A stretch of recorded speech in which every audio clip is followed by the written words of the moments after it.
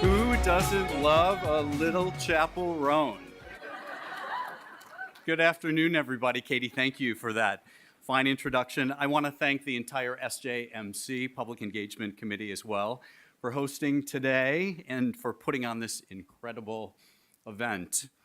As a proud graduate of UW-Madison, I have so many incredible memories of my time here on campus. Going to the Mifflin Street block party. I take it you've been there. Hitting the Bratz patio that first warm day of spring to do homework. Or not. Having a drink, or two, or three at the KK. All that to say, it is so good to be back. And it is so good to be here to celebrate you, the class of 2025. Congratulations, you made it.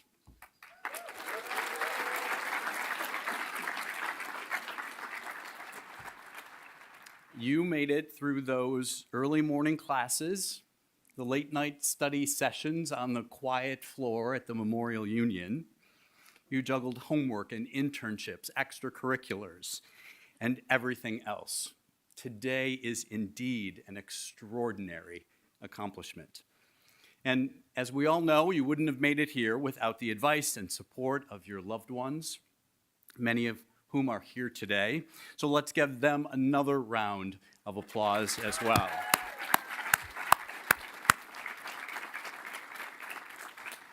And because it's Mother's Day weekend as well, a shout out to all the moms who are here today.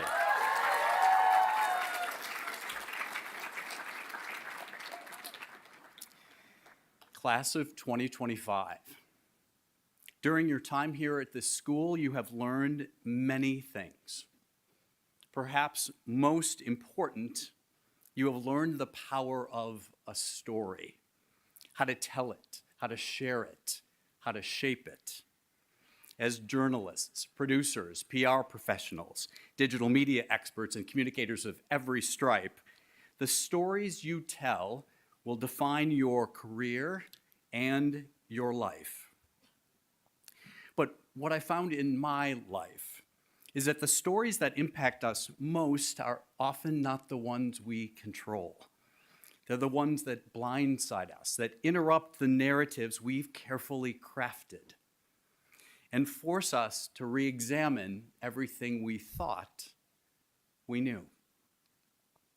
It's a truth I've experienced firsthand. It was a normal Friday a few years ago. Fridays are my busy day. I don't schedule things. Instead, I focus on getting all the projects done before I get to be able to spend time with my family for the weekend. My husband, Steve, and I have been together for 25 years. We have, thank you.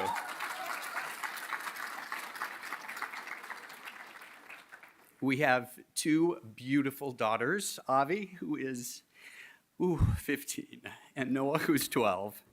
They are thoughtful and creative and compassionate, and they make me laugh every day. They're here today, so if you hear some extra hooting and hollering or applause, that is them. My plan that Friday, like every Friday, was to get my work done as quickly as possible so I could be done for the weekend. But it was not to be. About 3 a.m. that morning, I woke up with a sharp pain in my abdomen. It didn't feel good, but it didn't feel bad enough for the emergency room. Plus, I had work to do. So I took some Tums, tossed and turned for a few hours, and then headed off to an early morning physical therapy appointment. I figured it was just indigestion. I would grit my teeth and then power through.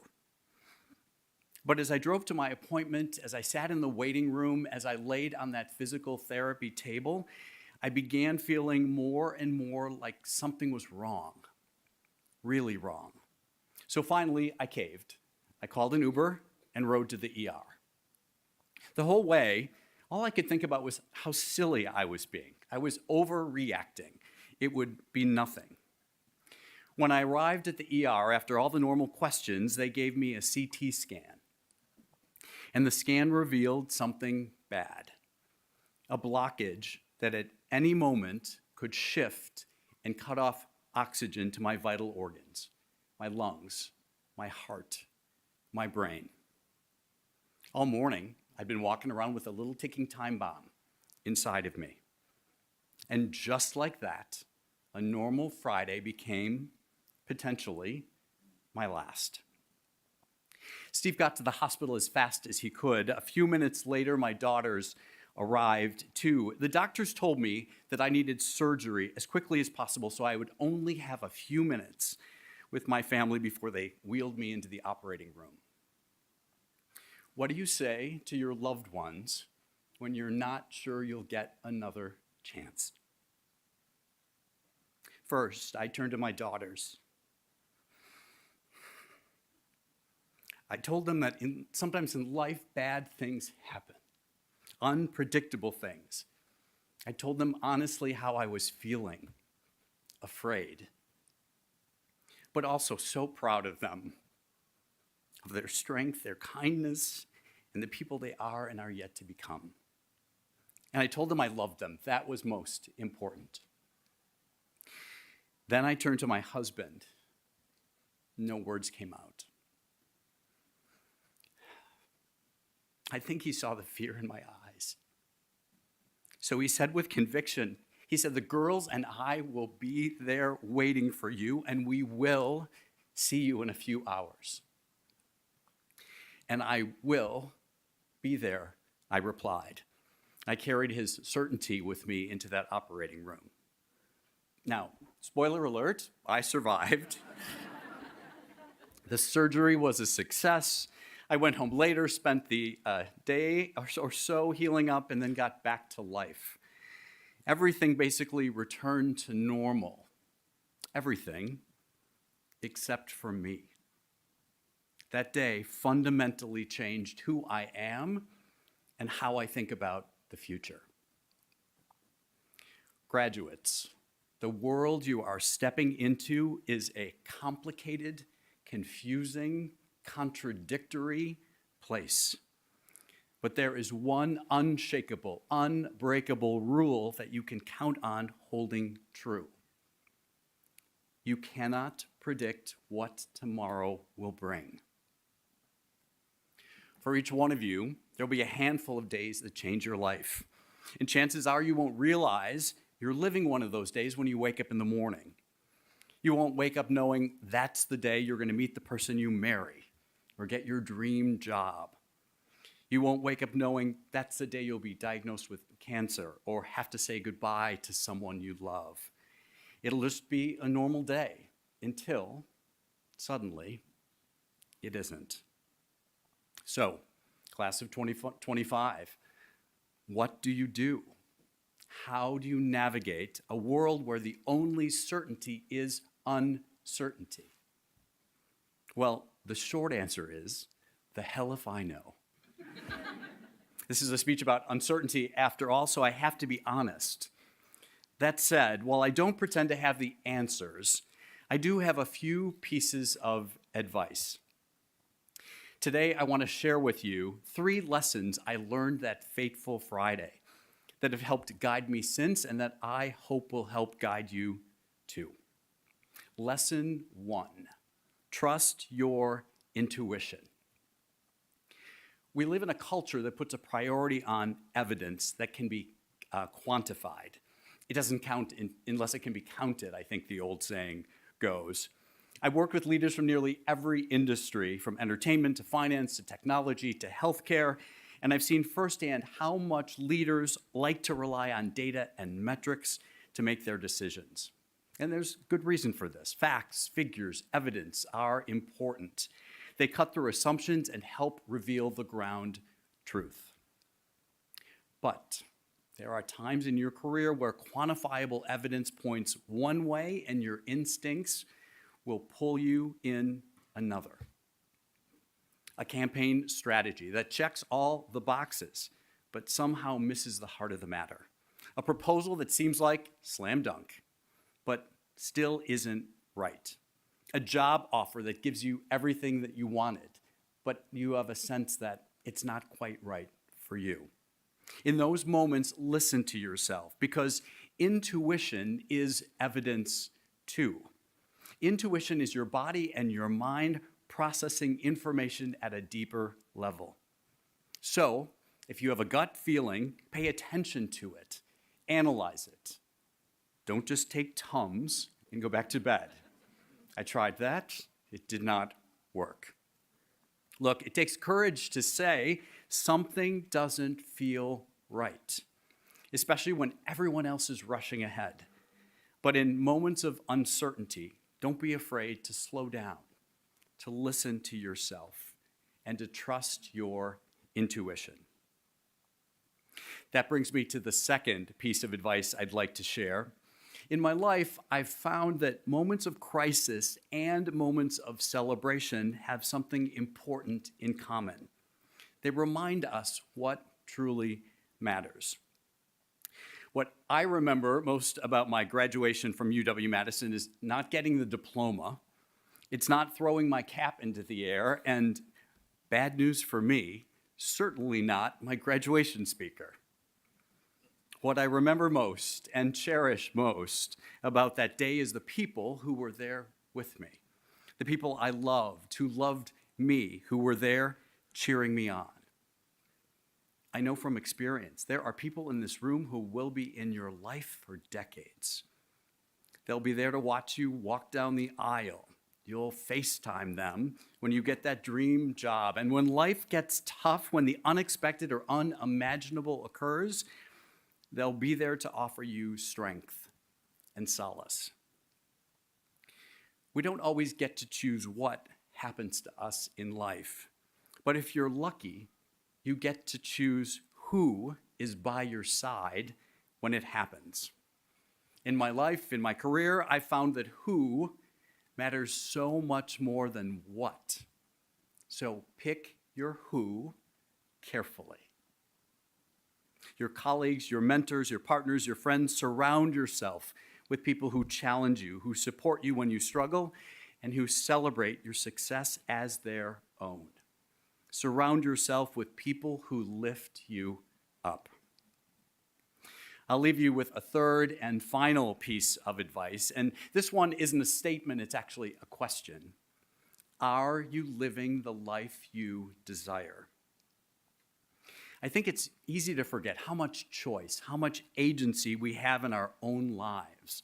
We say, this is what I should do because this is what I've always done. Or this is the person I should be with because I've been with them for years. Or this is the life I want because this is the life I have.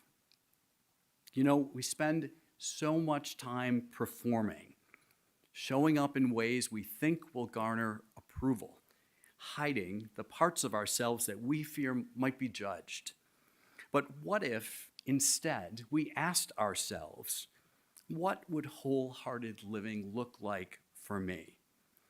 Not the life others expect of you, not the life that looks good on Instagram, but a life that aligns with your deepest values and your highest aspirations. If the past few years have taught us anything, it's that we live in an uncertain and ever-changing world. And in the midst of this disruption, it helps to have a North Star, a guiding question you can ask yourself to make sure you're on the right track with where you want to go and, as importantly, who you want to be. I urge you, don't wait for a crisis to ask yourself that question. Don't wait until you're lying in a hospital emergency room. Ask it now, ask it often. Am I living the life I desire? And when you answer, do so with both your head and your heart. In addition to my day job, I'm also an author. I've done years of research on what makes great leaders. I've interviewed hundreds of CEOs and executives, folks at the top of their field. I wrote a book about everything I learned in those conversations. It's called Heart First. Now, I'd like to tell you about it, but Katie said if I spoke for more than 15 minutes, she'd give me a J202 current events quiz. in front of all of you. So, as my graduation gift, each of you will be receiving a copy of Heart First.